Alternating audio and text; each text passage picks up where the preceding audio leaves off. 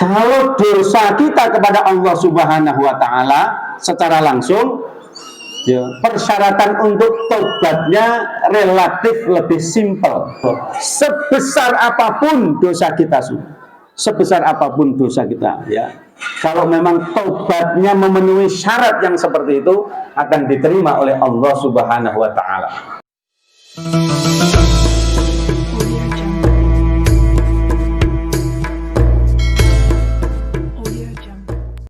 Bapak Ibu hadirin hadirat rahimakumullah.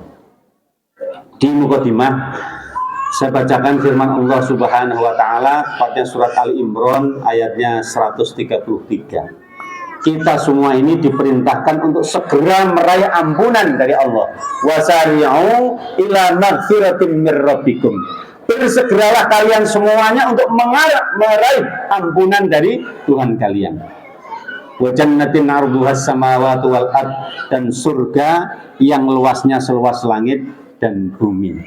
Kita itu diperintahkan untuk bersegera, ya. Jadi kira-kira duwe masalah ora kudu ngenteni bodoh.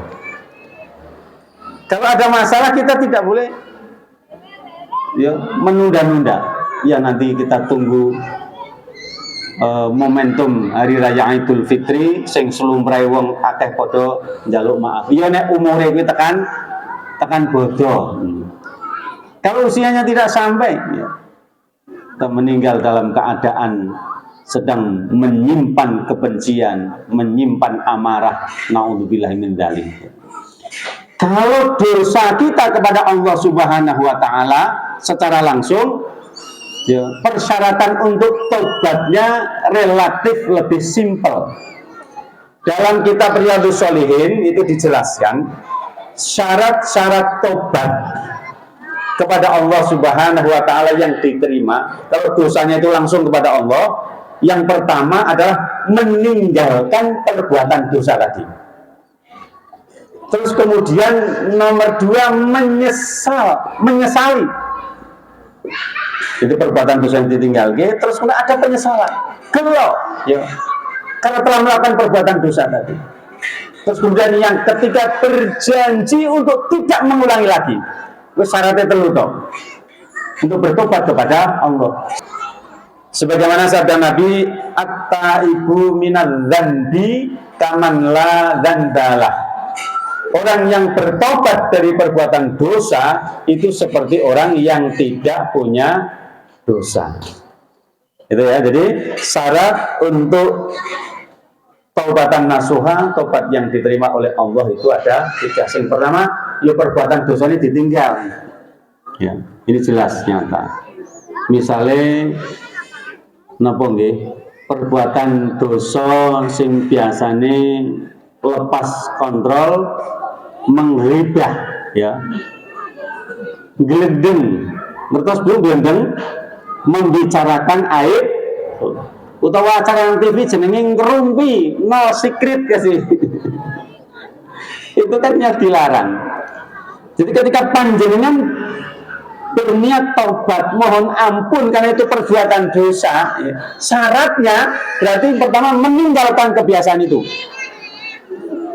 Terus nomor 2 menyesal.